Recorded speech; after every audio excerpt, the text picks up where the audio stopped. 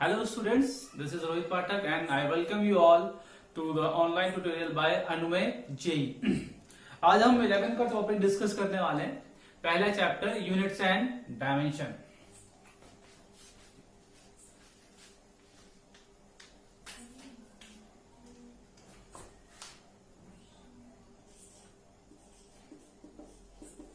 Units and dimensions.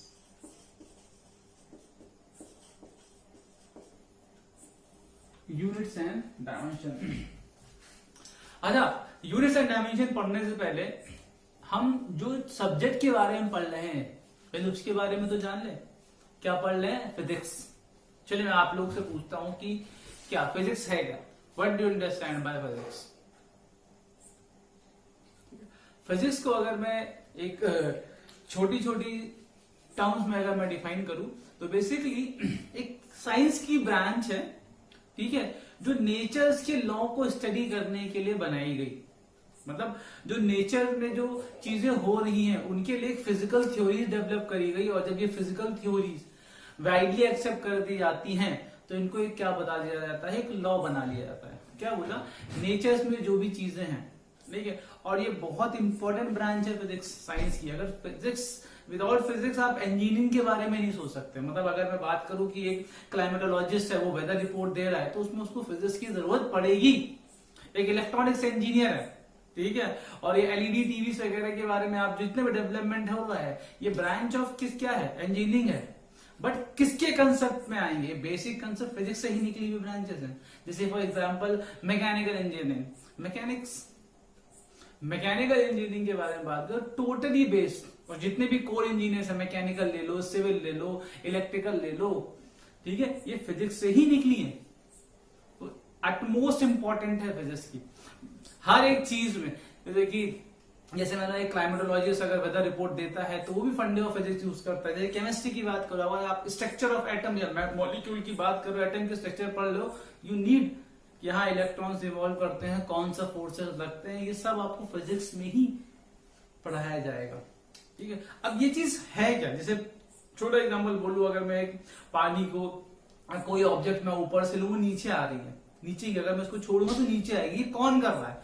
हम, आप की ये नेचर कर रही है। नेचर कर रही है, अर्थ की फील्ड है जो उसको अट्रैक्ट कर रही है, ठीक है। इसी फील्ड को, इसी थ्योरी, इसी जो ये चीज इवेंट हो रहा है, इस इवेंट को रिलेट करने के लिए एक थ्योरीज दी गई, और वो थ्योरीज वर्ल्ड वाइड एक्सेप्ट हुई, तो उसको लॉज बोल दिए गए। तो ये है क्या? नेचर की, जो नेचर कर रही है, जो नेचर में हो रहा है, उसके फेनोमेना को स्टडी करना और उनके बारे में फिजिकल थ्योरीज देना ही फिजिक्स है।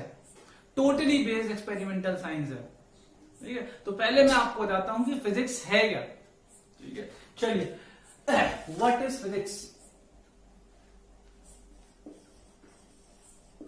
पॉइंट वाइज देखेंगे फिजिक्स। पहली चीज क्या बोला भाई? ये एक एक्सपेरिमेंटल साइंस है। It is an experimental science. It is an experimental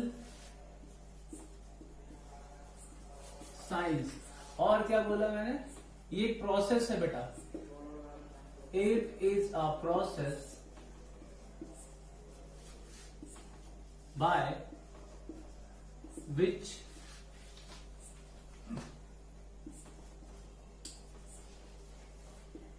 we arrive at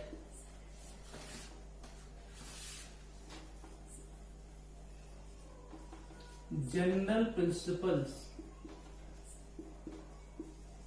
by which we arrive at general principle that describes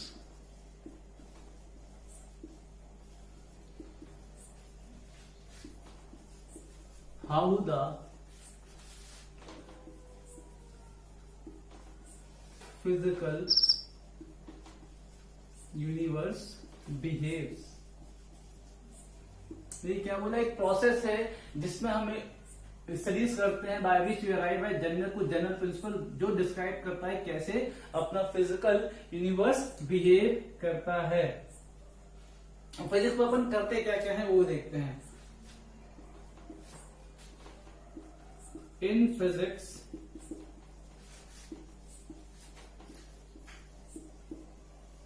we observe the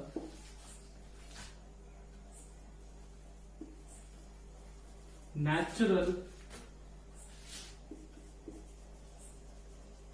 या nature's phenomena. We observe the nature's phenomena and try to find out some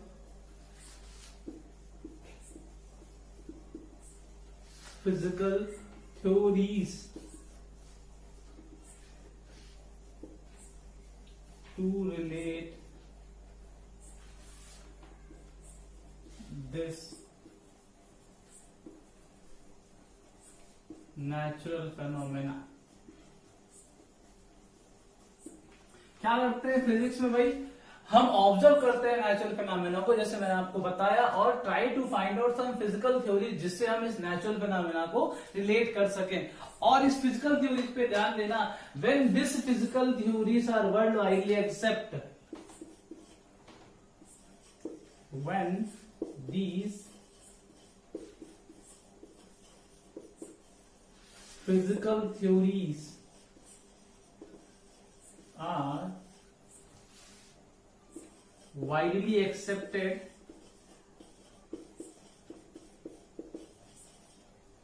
तब ये क्या बन जाते हैं, ये बन जाते हैं लॉज. कुछ चीज समझ में आई? क्रोनोलॉजी देखो भाई. मतलब अगर लॉस कोई चीज हो रहा है तो मतलब ऐसा नहीं कि न्यूटन ने लॉ दिए तो ऑब्जर्वेशन, उसने बहुत सारे एक्सपेरिमेंट करे थे, बट लॉज होते हैं, उनका कोई प्रूफ नहीं होता है. मतलब ये चीज जैसे बताई गई वैसे ही मान लो, ठीक है. अब जब यही ऐसा नहीं होता कि एक जगह वो वैलिड है और दूसरी में वैलिड नहीं है, वो पूरी वर्ल्ड वाइडली यूनिवर्स में हर जगह वर्ल्ड वाइडली एक्सेप्टेड होनी चाहिए हर जगह. तो वो थ्योरी क्या बन जाती है, लॉज बन जाती है. ठीक है, ये है इतनी चीजें फिजिक्स के बारे में. Is it clear?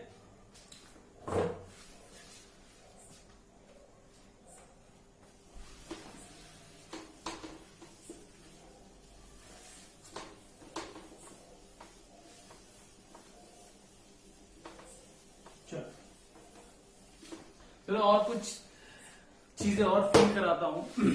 देखो अपन 9th क्लास में ही एक एक्सपेरिमेंट पढ़ के होते हैं, लॉ ऑफ ग्रेविटेशन. होता क्या है कि अगर दो पॉइंट मासेस हैं और r डिस्टेंस पे रखे हुए हैं, ठीक है, तो एक दूसरे को क्या करते हैं, ट्रैक करते हैं. ये लॉज हम पढ़ के आए. ठीक है, आपको पता है कितना Gm1m2/r² होता है. इसमें हमारी फिजिक्स में भी है, आप चैप्टर में आगे पढ़ो, ग्रेविटेशन चैप्टर में. अच्छा, एक कहानी बताता हूँ. न्यूटन साहब की बहुत फेमस कहानी सुनी होगी. वो न्यूटन साहब थे, पेड़ के नीचे बैठे थे, एप्पल गिरा. तो एप्पल गिरा तो उन्होंने उस एप्पल को खाया नहीं, देखा और उसको ऑब्जर्व किया. ठीक है, खा लेते मत, चलो खाया नहीं, उसको क्या करा, देखा. तो हुआ क्या भाई, और उसको उस फेनोमेना को ऑब्जर्व किया और क्रोनोलॉजी समझना बेटा. पहले वो क्या गिरा, एप्पल गिरा, उसने उन्होंने देखा, फिर उसके बाद उन्होंने बहुत सारे एक्सपेरिमेंट करे. एक्सपेरिमेंट से क्या करे, रिजल्ट आए, उन रिजल्ट को कंपाइल करा और एक लॉ दे दिया. यही सब चीजें अपने को क्या करनी है, फिजिक्स में पढ़नी है. जैसे कि क्रोनोलॉजी बताता हूं कि हुआ क्या सबसे पहले फिजिक्स में. आप देखो, एक इवेंट होता है, इवेंट हुआ, हाँ हुआ. दूसरा सेब गिरने का इवेंट हुआ. दूसरा न्यूटन साहब ने उसको ऑब्जर्व किया, तो क्या हुआ, ऑब्जर्वेशंस. तीसरा फिर क्या कर रहे हैं, वो ऑब्जर्वेशन हुआ तो उन्होंने अलग अलग चीजें, टेबल, कॉपी, किताब, सब कुछ फेंक फेंक के देखी, जोड़ के देखी, भाई सब नीचे आ रही है. ठीक है, तो उन्होंने क्या करे, अलग अलग एक्सपेरिमेंट्स करे.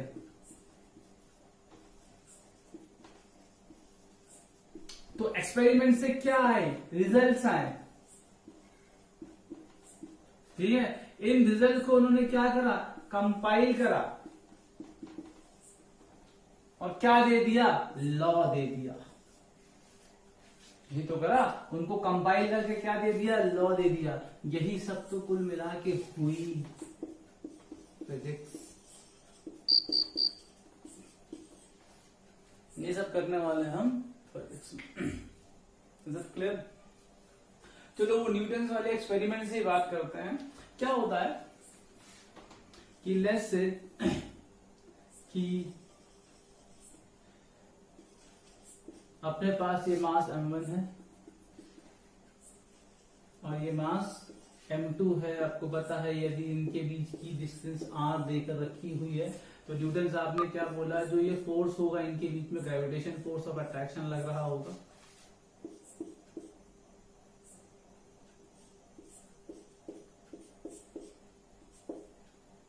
ठीक है, तो क्या हो जाएगा, जो फोर्स ऑफ अट्रैक्शन लगा वो directly proportional to the product of the masses and inversely proportional to the distance between them. तो ये फोर्स का जो मैग्नीट्यूड हो जाता है वो क्या हो जाता है, Gm1 m2 upon r square. अब मैं अभी पूरा डिस्कशन नहीं कर रहा हूँ। G होता है क्या, ग्रेविटेशन कांस्टेंट होता है। ठीक है, पर सोच कर देखो, जब न्यूटन साहब ये एक्सपेरिमेंट वगैरह कर रहे थे, ठीक है, उनको पता ही नहीं होता मास है क्या, तो क्या वो लॉ ये दे पाते? नहीं यार, मास ही नहीं पता तो लॉ कहां से आता? मतलब मान लो उनको डिस्टेंस के बारे में ज्ञान ही नहीं होता, फिजिक्स में आई नहीं होती डिस्टेंस, तो क्या ये वो लॉ दे पाते? नहीं दे पाते। तो हुआ क्या कि फिजिक्स नेचर के लॉ बता रहा है, पर उन लॉ को बताने के लिए कुछ क्वांटिटीज की जरूरत पड़ रही है ना भाई। फिजिक्स क्या है, नेचर के लॉज को डिफाइन कर रहा है, उनको रिलेशन बता रहा है, बट उन लॉज को डिफाइन करने के लिए कुछ ना कुछ क्वांटिटीज की जरूरत पड़ रही है।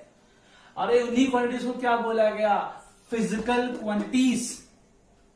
ओके, और वो फिजिकल क्वांटिटीज क्या, वो physical quantities that are used to define और relate the natural law and that can be measured. और जिन स्टैंडर्ड डिफरेंस पे वो फिजिकल क्वांटिटीज मेजर की जाती हैं उसी को यूनिट्स बोलते हैं। तो चैप्टर अब या स्टार्ट होगा, क्लियर? तो क्या बोला कि भाई फिजिक्स के लॉज को डिफाइन करने के लिए कुछ फिजिकल क्वांटिटीज की यूनिट जरूरत, कुछ क्वांटिटीज की जरूरत पड़ी, जिनको हमने क्या बोला, फिजिकल क्वांटिटीज। और वो फिजिकल क्वांटिटीज मेजर की जा सके। मतलब ऐसा नहीं दुनिया में हर चीज फिजिकल क्वांटिटी हो जाएगी, नहीं, फिजिकल क्वांटिटी वही होगी जो फिजिक्स के लॉज को तो डिफाइन करे बट उसको मेजर भी किया जा सके। और जिस standard difference, basic difference standard में वो मेजर की जाती है उनको यूनिट बोलते हैं। ठीक है, आप ध्यान रखिएगा, फिजिकल क्वांटिटी वही होती है जिनको मेजर किया जा सके। ठीक है, जैसे फॉर एग्जाम्पल मैं बात करूं ब्यूटी की, ठीक है, ब्यूटी क्या, नेचर है ना, ब्यूटी है, बट नेचर नहीं दिया है, बट उसको मेजर कर सकते हैं क्या, नहीं कर सकते, तो ये फिजिकल क्वांटिटी नहीं है। For example happiness, sadness nature के ही है। ठीक है, हम खुश होते हैं, हम दुखी होते हैं, ठीक है, बट क्या इसको मेजर किया जा सकता है? नहीं, तो ये फिजिकल क्वांटिटीज नहीं। आई होप थोड़ी सी क्लैरिटी आई होगी आपको। तो क्या पढ़ने वाले हैं, पहले हम पढ़ेंगे फिजिकल क्वांटिटीज। चलिए,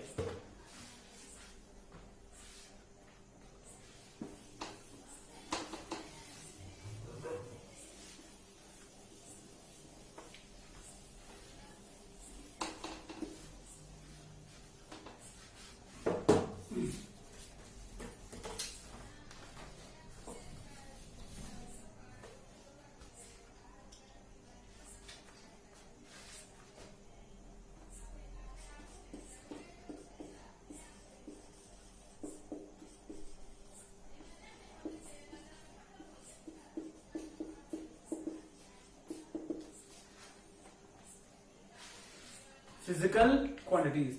ठीक है, तो जैसे कि मैंने पहले ही बोला कि जो नेचर्स के लॉ को डिफाइन करने के लिए कुछ क्वांटिटी की जरूरत पड़ी, उन क्वांटिटीज को क्या बोला गया, फिजिकल क्वांटिटीज। फटाफट डेफिनेशन लिखिए। देखो, quantity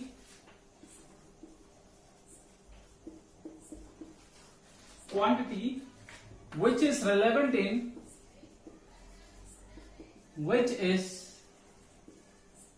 relevant in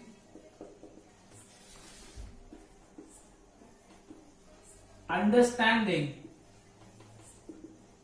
quantity which is relevant in understanding physical phenomena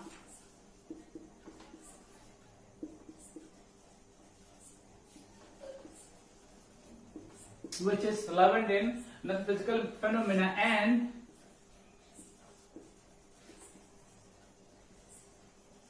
which can be measured and which can be measured is called physical quantities. Is called physical quantity. ध्यान रखना, measured. Clear?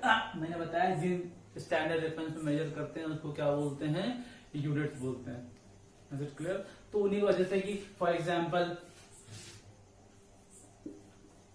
जो भी ले लो, मास, speed, acceleration, current, ये सब क्या है, physical quantities हैं. ये सब क्या है, ये सब एक फिजिकल क्वांटिटीज हैं. बात आ रही है समझ में? और आगे चलते हैं. इस मेजर टर्म में थोड़ा सा मैं इसको ब्रीफली डिफाइन करता हूं. जो मेजर्ड है, तो मेजर्ड टर्म को बोलते हैं कि भाई हाँ, जो मेजरमेंट है, तो ये मेजरमेंट क्यों जरूरी है? मेजरमेंट क्यों? Measurement is necessary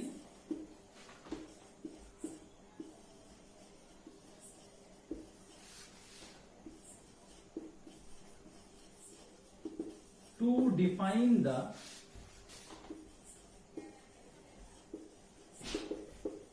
magnitude of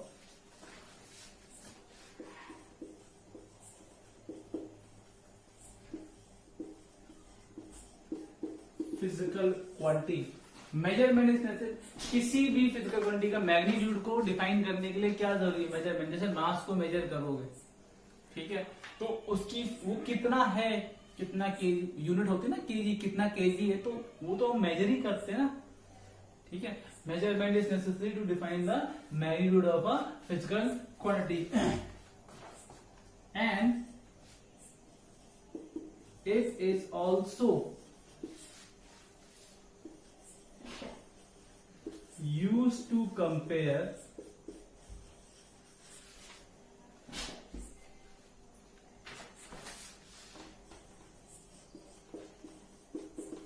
two similar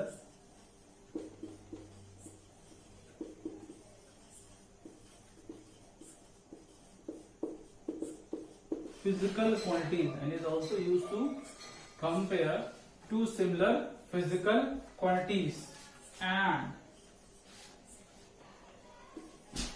to prove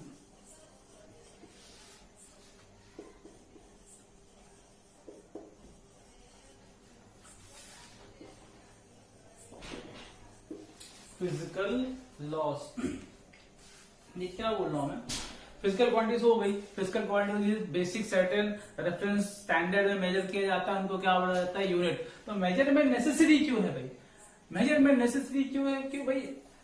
it is this is define the magnitude of the physical quantity. कितना मैग्नीट्यूड है भाई? यूनिट तो मिल गई, वो कितना मैग्नीट्यूड वाइज कितना है, तो मेजरमेंट करोगे. फॉर एग्जाम्पल कोई क्वांटिटी है, मान लो कोई ऑब्जेक्ट है, उसका तुमको मास मेजर करना है, तो कितना है वो, उस ऑब्जेक्ट का कितना मास है, कितना मैग्नीट्यूड है, वो मेजर ही करोगे ना. दूसरे भाई क्या बोला गया, दो सिमिलर फिजिकल क्वांटिटीज को कंपेयर करने के लिए भी यूज किए जाते हैं. जैसे कि अगर दो चीजें हैं भाई, वो कितने कितने केजी की हैं, ठीक है, यूज किया जाता है कि नहीं किया जाता है. तीसरा, फिजिक्स के लॉस को डिफाइन करने के लिए तो कर ही जाता है. ठीक है. चलिए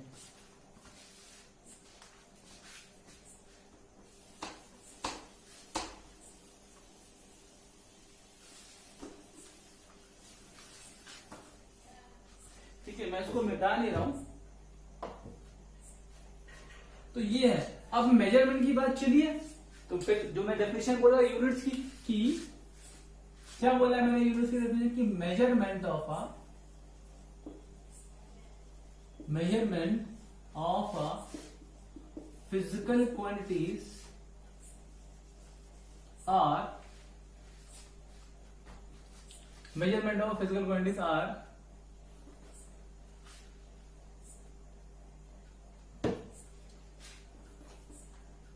measurement of physical quantity is expressed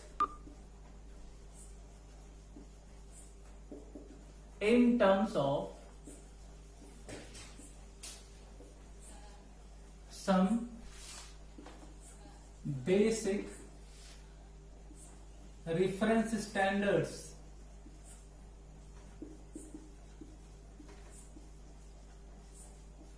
और उनको क्या बोला जाता है? उनको बोला जाता है यूनिट। ठीक है, इतनी देर से बोलते ही आ रहा हूं कि भाई फिजिकल क्वांटिटी को जिस reference standard, basic certain reference standard में, बेसिक रेफरेंस स्टैंडर्ड में मेजर किया जाता है, उनको यूनिट बोलते हैं। ठीक है, बस ये ऐसा नहीं है कि यूनिट कुछ भी हो सकती है, बहुत सोच समझ के बनाई गई है। कुछ कैरेक्टरिस्टिक्स होती है कि भाई यूनिट ये होनी चाहिए। जैसे कि अगर मैं आपसे बोलूं कि मास को ऐसा नहीं है कि भारत में 1 किलो का कुछ अलग है और चाइना में 1 केजी कुछ अलग है और जापान में 1 केजी कुछ अलग है। फॉर एग्जाम्पल मीटर की बात करो, मतलब भारत में अगर इंडिया में देखा जाए तो 1 मीटर इतना और चाइना में 1 मीटर इतना और जापान में 1 मीटर इतना, ऐसा नहीं है। 1 मीटर जो एक लेंथ है वो सब के लिए ही सेम रहेगी।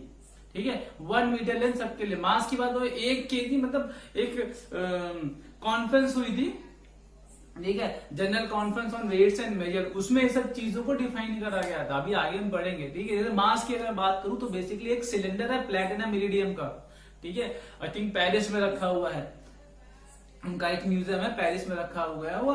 दैट उसका मास को 1 केजी रेफरेंस स्टैंडर्ड सेट किया गया। 1 केजी उसके बराबर कोई चीज है, ऑब्जेक्ट है, तो 1 केजी। ठीक है, तो बोल क्या रहा हूं कि जो यूनिट होनी चाहिए वो वर्ल्ड कैरेक्टरिस्टिक पहले से पकड़ो, क्या है कि वो वर्ल्ड वाइडली एक्सेप्ट होनी चाहिए। दूसरा समझो, इजिली एक्सेसिबल होना चाहिए। नहीं मतलब ऐसा नहीं उसको पाने के लिए आप एक्सेसिबल ही नहीं है वो चीज, तो वो दिक्कत करता है। तीसरा, वो वेरी नहीं करना चाहिए, इनवेरिएबल होना चाहिए, जो मैं अभी बोल रहा हूं।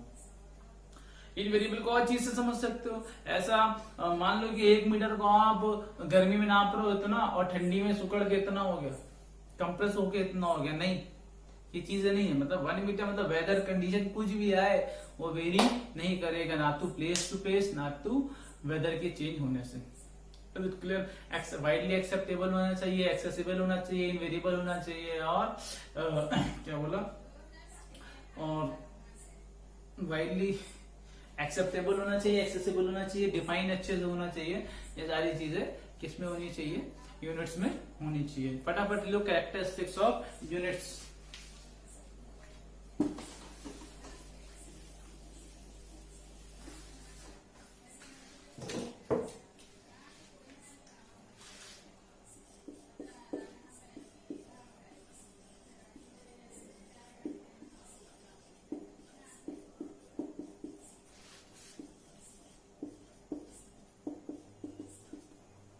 Characteristics of units.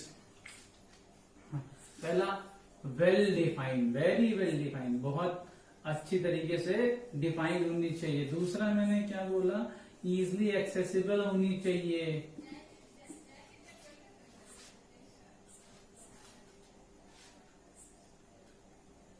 तीसरा, इनवेरिएबल होना चाहिए।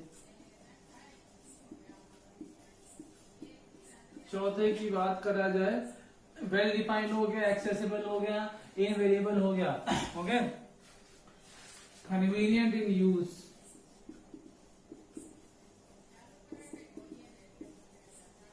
कन्वीनियंट इन यूज, ये कैरेक्टरिस्टिक्स ऑफ यूनिट्स होनी चाहिए। क्लियर? चलो अब हम फिजिकल क्वांटिटीज के बारे में बात करें। फिजिकल क्वांटिटीज को 3 पार्ट में डिवाइड करा गया। ठीक है, फिजिकल क्वांटिटीज के बारे में बात करते हैं। और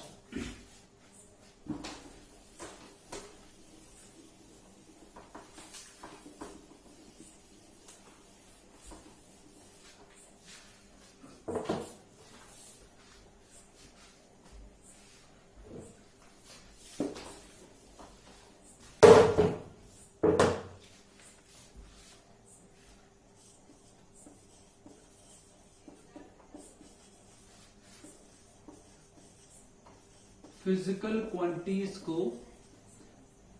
3 पार्ट में डिवाइड करा गया।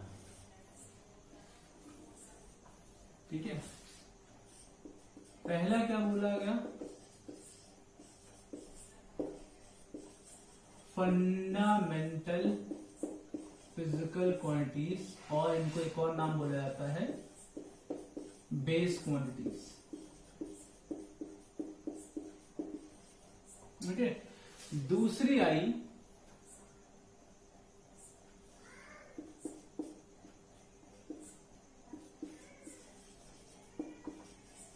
derived physical quantities.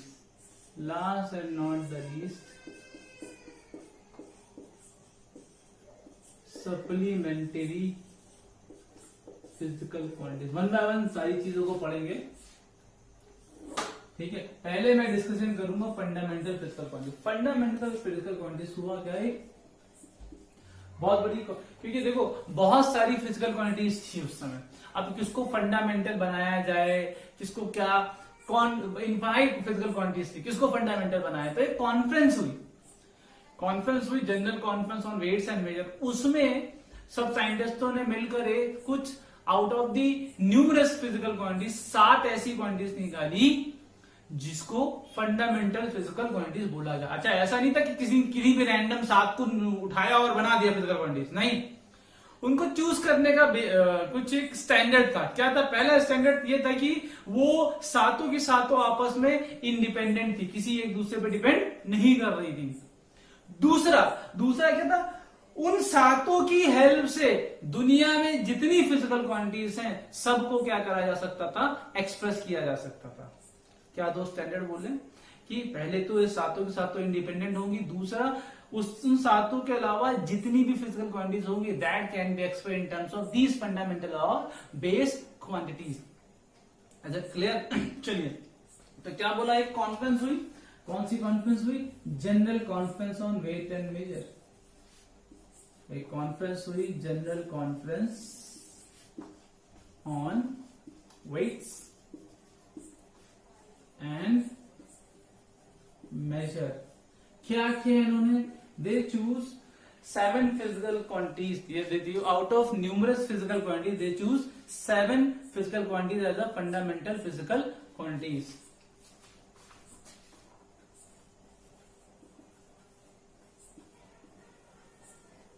Out of numerous physical quantities, they मतलब scientists they choose 7 physical quantities as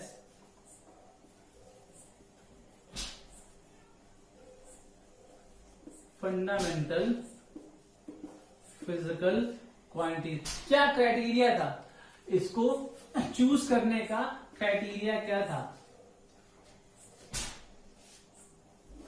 ठीक है।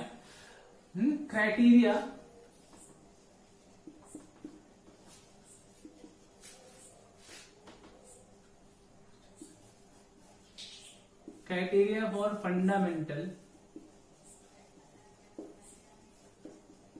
Physical quantities. क्या क्राइटेरिया था, पहले मैं ये बोला, they all are independent to each other, all are independent to each other।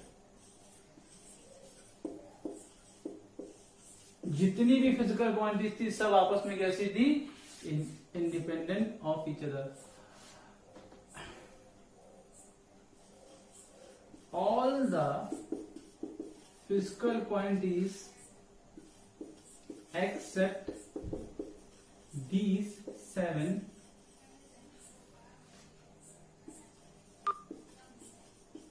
fundamental physical quantities can be expressed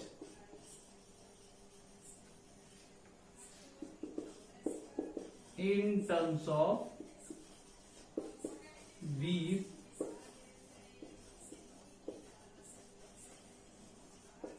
fundamental physical quantities. क्या बोला कि क्राइटेरिया सुनो, एक fundamental physical quantities, general conference हुई क्या, वेट्स एंड मेजर की। तो scientist ने क्या किया, न्यूमरस फिजिकल क्वांटिटीज में से 7 ऐसी फिजिकल क्वांटिटीज निकाली जिनको फंडामेंटल फिजिकल क्वांटिटीज और या बेस क्वांटिटीज बोला गया।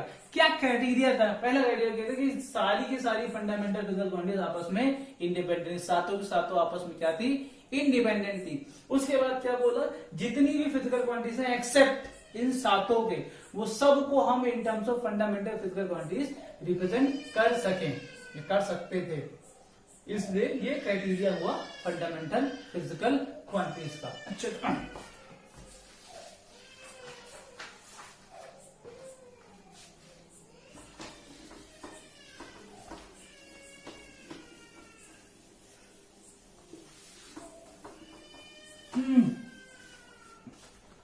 क्या बोला, वो सातों के नाम लिख लेते हैं।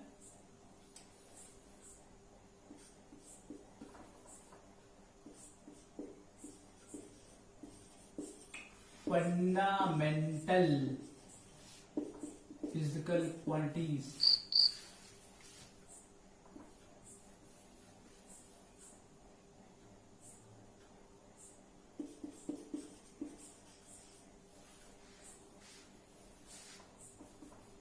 और उनकी यूनिट। पहला आया इसमें मास।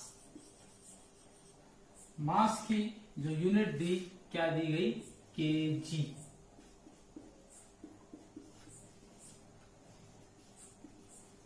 किलोग्राम। ओके, या एक और आप बना लेना डायमेंशन का भी, हाँ पढ़ेंगे हम आगे, बट मैं यही बता दूंगा, ठीक है, आगे क्लियर हो जाएगा, डोंट वरी। दूसरा आया लेंथ। लेंथ को बोला गया, लेंथ फंडामेंटल फिजिकल क्वांटिटीज है, ये क्या होगी, इसकी जो यूनिट होगी वो होगी मीटर।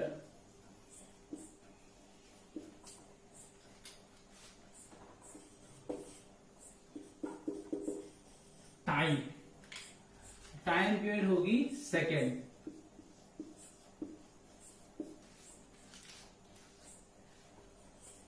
चौथा थर्मोडायनामिक टेम्परेचर।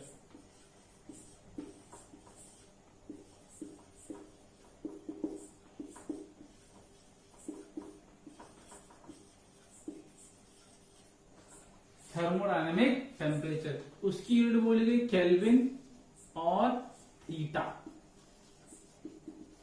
अलग अलग बुक्स में मोस्टली इंडियन राइटर्स जो होते हैं वो केल्विन ले रहे होते हैं, और फॉरेन राइटर्स में इसको थीटा लिया जाता है। पांचवा आया इलेक्ट्रिक करंट।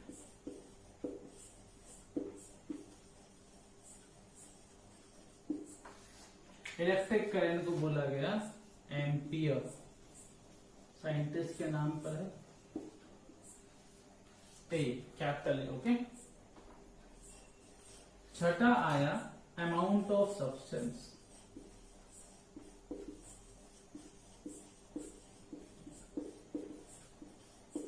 जो उसकी यूनिट दी गई वो हुई मोल, MOL लिखा जाएगा, MOLE यूनिट, MOL। सातवां आया ल्यूमिनस इंटेंसिटी।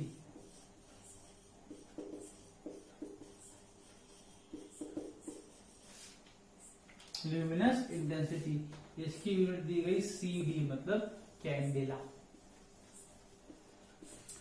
ये सातों दी गई। अब डायमेंशन की बात कर लेता हूं। जो मास की डायमेंशन दी गई, डायमेंशन हमेशा ब्रैकेट में, बड़े ब्रैकेट के अंदर ऐसे लिखी जाती है, ठीक है, ब्रेसेस में से लिखी जाती है। कैपिटल एम, जो लेंथ हुआ उसकी डायमेंशन कैपिटल एम, टाइम हुआ T, बाकी इसकी K भी बोलते हैं और थीटा भी बोलते हैं। इलेक्ट्रिक करंट A, बाकी सबकी जो यूनिट थी वही उसकी डायमेंशन भी CD।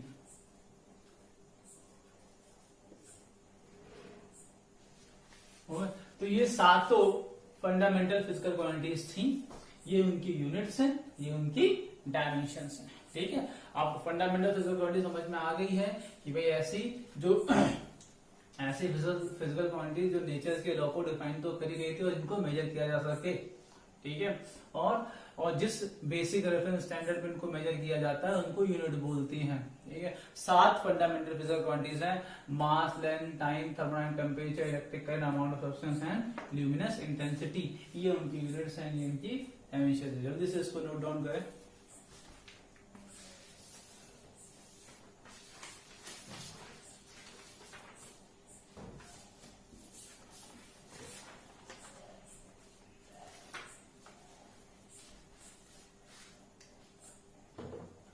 नेक्स्ट क्या था, फंडामेंटल फिजिकल क्वांटिटीज हो गई हैं।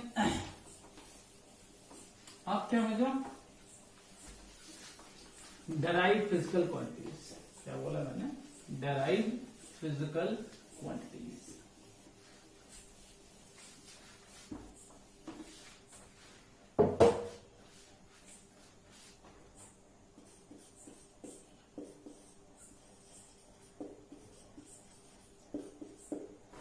Derived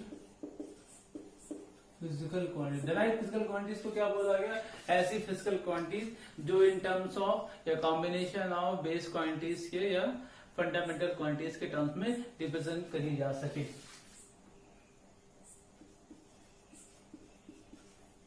Those physical quantities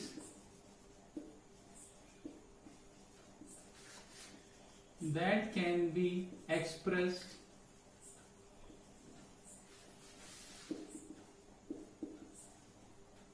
in terms of base quantities,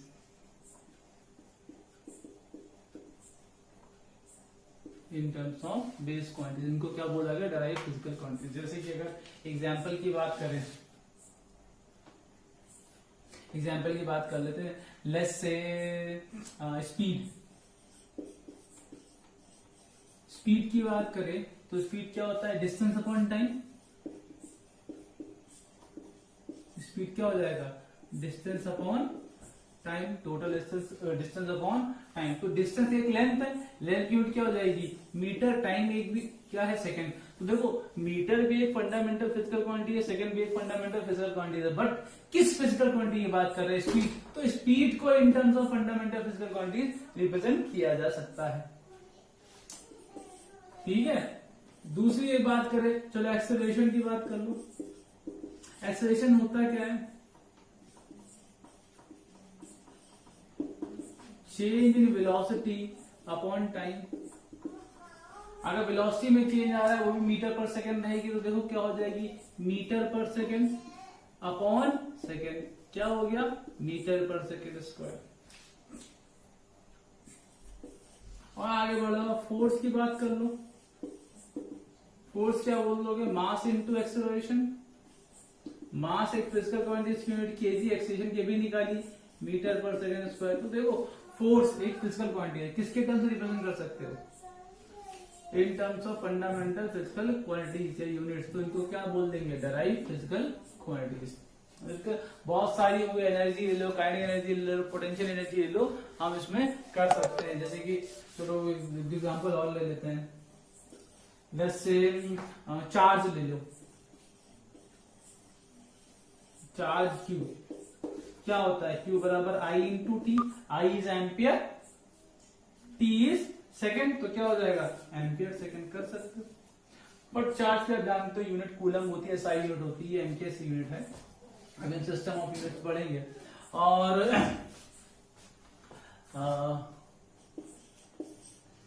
और जैसे मान लेते हैं हम एनर्जी की बात करते हैं, पोटेंशियल एनर्जी की बात कर लो।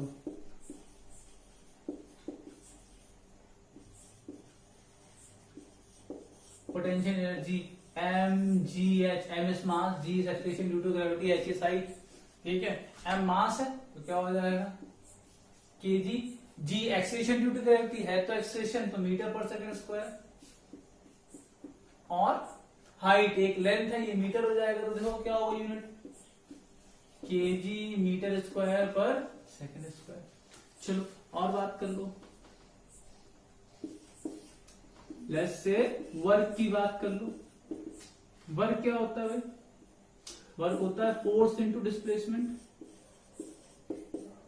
Force into displacement. फोर्स की यूनिट अभी तुमने क्या निकाली, केजी मीटर पर सेकंड स्क्वायर, और डिस्प्लेसमेंट क्या होता है, एक लेंथ है मीटर हो जाएगा, तो क्या हो गया भाई, केजी मीटर स्क्वायर पर सेकंड स्क्वायर। अरे ये और ये यूनिट तो सेम है, हो सकता है दो फिजिकल क्वांटिटीज की यूनिट सेम हो, बट इसका ये मतलब नहीं दोनों फिजिकल क्वांटिटी सेम हो। अगर सेम होती तो अलग अलग क्यों पढ़ा रहे होते हैं, ठीक है। हो सकता है दो फिजिकल क्वांटिटीज की यूनिट सेम आए, बट इसका ये मतलब नहीं दोनों फिजिकल क्वांटिटी एक हो, दोनों अलग अलग फिजिकल क्वांटिटीज हैं, ठीक है। ये बहुत सारी हैं, इन सबको देखो किसके टर्म में रिप्रेजेंट कर पा रहा हूँ, fundamental physical quantities, fundamental physical quantities के टर्म में आप रिप्रेजेंट कर पा रहे हैं। क्लियर? चलिए कुछ नेक्स्ट क्वांटिटीज के बारे में पढ़ते हैं। हमने क्या क्या पढ़ लिया बेटा, अभी तक हमने फिजिकल क्वांटिटीज में पढ़ लिया। फिजिकल क्वांटिटीज को हमने बताया कि दो पार्ट में डिवाइड करी, तीन पार्ट में डिवाइड करी गई। कौन कौन सी बेटा बोला, fundamental physical quantities, derived physical quantities and supplementary physical quantities. दो हमने पढ़ लिए। चलिए तीसरे के बारे में जल्दी से डिस्कशन करते हैं फटाफट।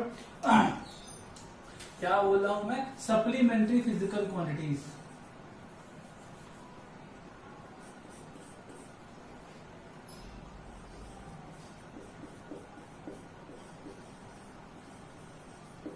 Supplementary physical quantities, supplementary physical quantities को दो पार्ट में पढ़ाया गया, दो पार्ट में डिवाइड करी गई। एक को बोला गया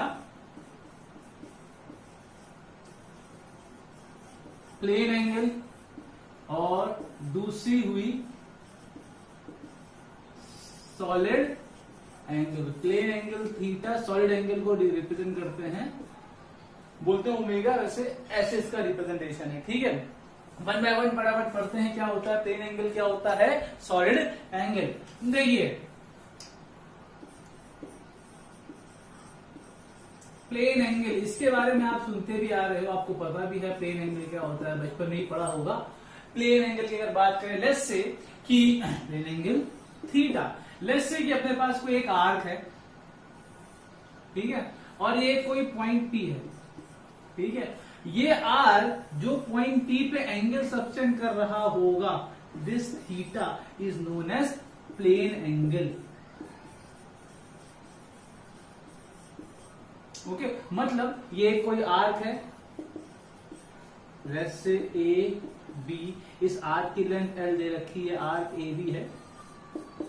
ओके, अब जानते हैं जो आर्क है, इससे यहां से डिस्टेंस ले ले आर, ये ले ले आर, ये पार्ट क्या बनाता है, arc is the part of a circle, ठीक है। एक सर्कुलर आर्क है आपके पास, ये आर्क इस पॉइंट पे जो एंगल सबटेंड कर रहा होगा वो क्या कहला देगा, प्लेन एंगल। मतलब क्या बोल रहा हूं, angle subtended bye this arc at point two.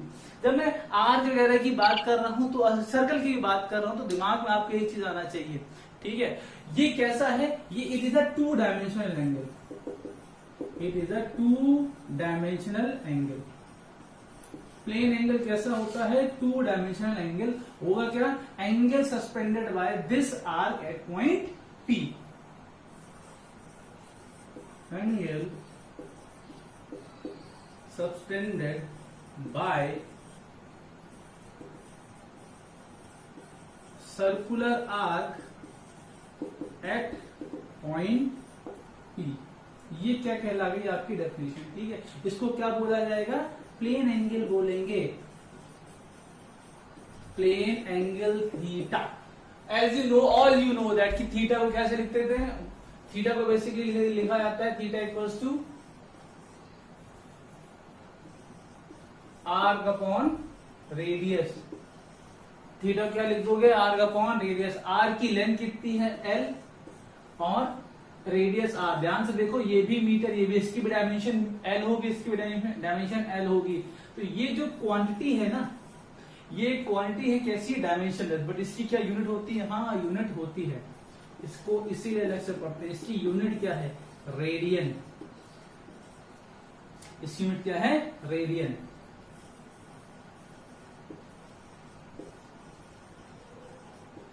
ऐसे लिखते हैं रेडियन, बट क्या इसकी डायमेंशन है, नहीं, इसकी डायमेंशन नहीं। यही चीज इसको अपने आप में अलग बनाती है कि ये ऐसी एक क्वांटिटीज हैं जिनकी यूनिट तो है बट डायमेंशंस नहीं है। ये कैसी क्वांटिटी है, it is a dimensionless quantity.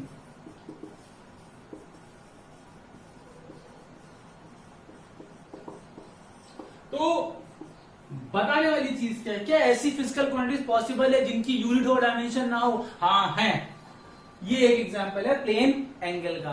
But यही मैं आपको एक चीज बताना चाह रहा हूं कि ऐसी फिजिकल क्वांटिटीज पॉसिबल नहीं है कि जिनकी डायमेंशन और यूनिट ना हो, ऐसे पॉसिबल नहीं है।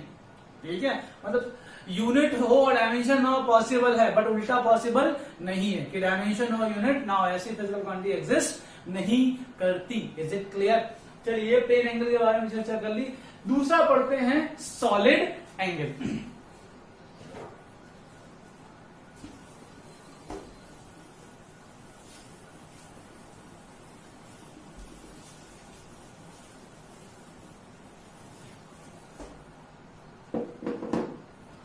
नेक्स्ट क्या बोला मैंने? Solid angle.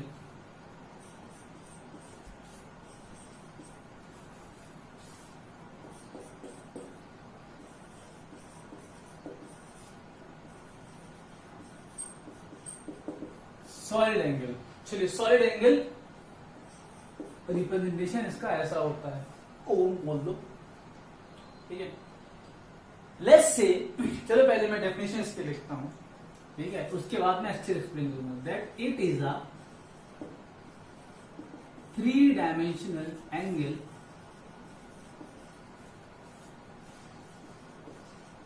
subtended by the lateral surface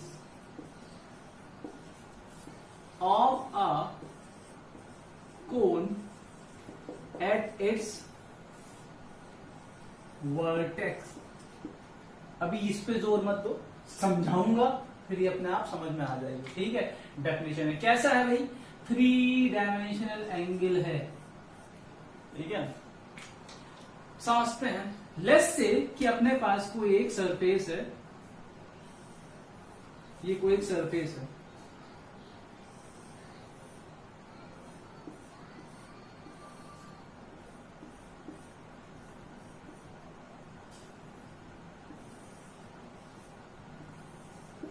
ये कोई सरफेस है और इसका एरिया जो है वो A1 दे के रखा हुआ है सपोज।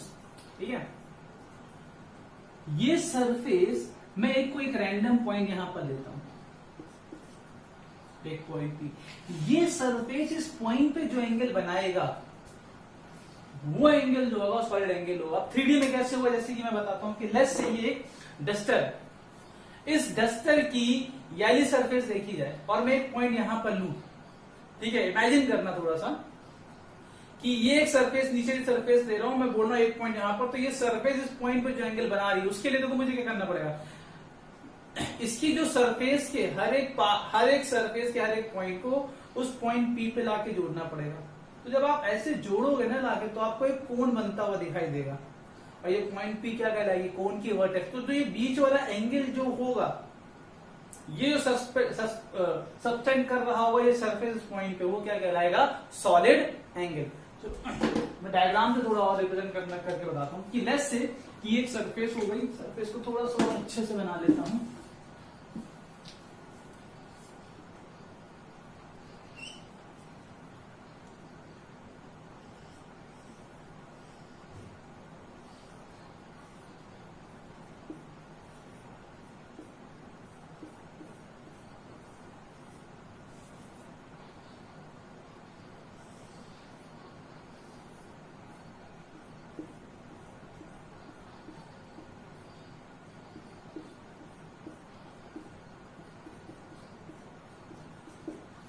ऐसे कोई सरफेस है, ठीक है, इसका एरिया मैंने क्या माना? ए मान लिया। तो ये सरफेस पॉइंट पे एंगल बना रही होगी, तो मैं इसके हर जो आउटर पॉइंट्स को मैं इस पॉइंट पी पे जाके मैं ऐसे जोड़ता जाता हूं।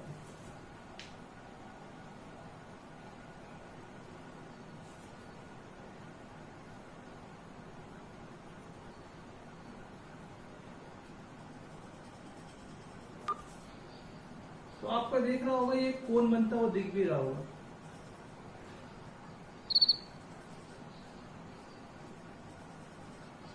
तो मैं इसके आउटर जो पेरीफेरी है इसकी, उस सरफेस की पेरिफेरी को पॉइंट पी से जोड़ा, तो आपको दिख रहा है कि एक एंगल, ये एक सरफेस एक एंगल सस्पेंड कर रहा है, सस्पेंड कर रहा है इस जगह पे, एक कैप जैसा एंगल बन रहा है। इसी चीज को क्या बोला जाता है? Solid angle. ठीक है। अब जैसे कि अगर मैं आपको बताना चाहूं तो जैसे कि मान ली एक पेपर ले लो और इस पेपर को एक कोन बनाया जाए इसका, ठीक है, इमेजिन करा रहा वो देखना। ठीक है, इस टॉप की ये सरफेस लो, ये सरफेस देख लो, इस पॉइंट पर आकर एक अंदर से एक एंगल बना रही है, वो यही एंगल मैं दिखाना चाह रहा हूं। वो एंगल क्या कहलाता है? इसका सॉलिड एंगल। अब सॉलिड क्यों? क्योंकि ये 3D एंगल है। ठीक है, आर्क करेगा वो 2D वाली बात हुई, प्लेन एंगल। ये क्या है? Solid angle 3D। इसको इलेक्ट्रोस्टैटिक में बहुत अच्छे से आप पढ़ोगे, बट अभी मैं थोड़ा थोड़ा जितना फील करा पाऊं एज पर एज योर 11 के हिसाब से वो मैं करा सकता हूं, यहाँ पर कोशिश कर रहा हूं उसकी। तो ये जो कोन, अब देखो अगर मैं कोन का साइज बढ़ाऊं तो ये एंगल बढ़ता जा रहा है कि नहीं बढ़ता रहा एंगल वाला? तो वो अब ये अलग सरफेस इस पे एंगल सस्पेंड कर रहा है, सस्पेंड कर रहा है इस पॉइंट पी पर। ठीक है, जो एंगल बना रहा है, तो ये एंगल को क्या बोला जाता है? Solid angle. Is it clear? अभी आगे आकर आप चीज भी पढ़ोगे सॉलिड एंगल के बारे में। ये एरिया जो होता है, वेक्टर होता है, वो सब इलेक्ट्रोस्टैट में आप आगे बहुत डिटेल में पढ़ोगे।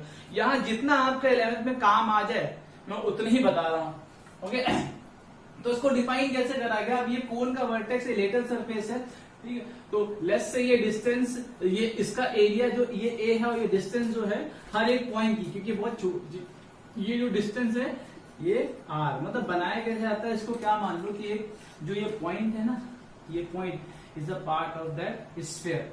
तो अब देखोगे जो हर एक पॉइंट की दूरी होगी ये क्या होगी? एक स्फीयर से इमेजिनरी स्फीयर मान सकते हो आप, एक स्फीयर काट लो ऐसे इसी पे पास होता हुआ, तो ये सब रेडियस कहला दी जाएगी। तो इसके हर एक सरफेस के हर एक पॉइंट की दूरी कितनी हो जाएगी? आर हो जाएगी। ओके, तो इसको बोला क्या गया? Basically oh is the solid angle equals to the ratio of dA upon r square, dA upon r square। Basically एक कुछ चीज देखी गई, क्या देखी गई वो मैं आपको यही बता भी देता हूं। एक और सरफेस लो, ठीक है, मान लो ये दूरी इसकी r है। ओके, एक और ऐसा सरफेस लो,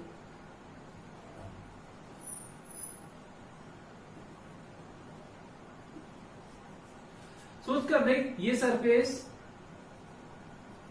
एक ऐसा एक और सरफेस लो, ठीक है, लेट्स से ये A1 है और ये जो ये डिस्टेंस दे रखी है ये R1 है। तो खुद ध्यान से अगर तू देखेगा, ये सरफेस जो इस पॉइंट पे एंगल बना रहा है वो भी एक ओमेगा, ये सरफेस जो इस पॉइंट पे एंगल बना रहा है वो भी ओमेगा है। तो देखा क्या जा रहा है? वो मैं सॉलिड एंगल है, तो बोला देखा जाएगा कि एक रेशियो जो आया वो एक कांस्टेंट आया। क्या ratio? D upon R square का रेशियो जो है वो कांस्टेंट आया, that is D upon R square equals to D A one, या ए लिख दो यार, A upon R square equals to A1 upon R1 square. ये रेशियो जो आया कांस्टेंट आया, इस कांस्टेंट का नाम क्या दिया गया? Solid angle. इसी को क्या बोल दिया गया? Solid angle. Book to book में अब डिफर करता है, यहाँ पर अपन ओम से रिप्रेजेंट करते हैं, कई बुक में ओमेगा भी लिखा जाता है, इसलिए 12 में से ओमेगा निकल रहा है। तो क्या हो गया? ओमेगा इक्वल्स टू क्या बोला गया? अगर बहुत एलिमेंट्री एरिया ले लोगे तो क्या हो जाएगा? डीए, और डिस्टेंस क्या हो जाएगी? आर का स्क्वायर। अब इस चीज को ध्यान से देखो, एरिया की भी जो डायमेंशन होगी वो एल की पावर 2 हो जाएगी, रेडियस भी एक लेंथ है तो उसकी भी पावर क्या हो जाएगी? एल की पावर 2। तो इसकी डायमेंशन क्या हो जाएंगी? डायमेंशन नहीं होंगी, बट क्या यूनिट है? यस, इसकी यूनिट है। यूनिट जो होगी इसकी यूनिट होती है स्टेरेडियन, ऐसा, ठीक है। और कैसी क्वांटिटी है? ये भी डायमेंशनलेस क्वांटिटी है, डायमेंशनलेस क्वांटिटी है। ओके, कैसी क्वांटिटी है ये? डायमेंशनलेस क्वांटिटी है।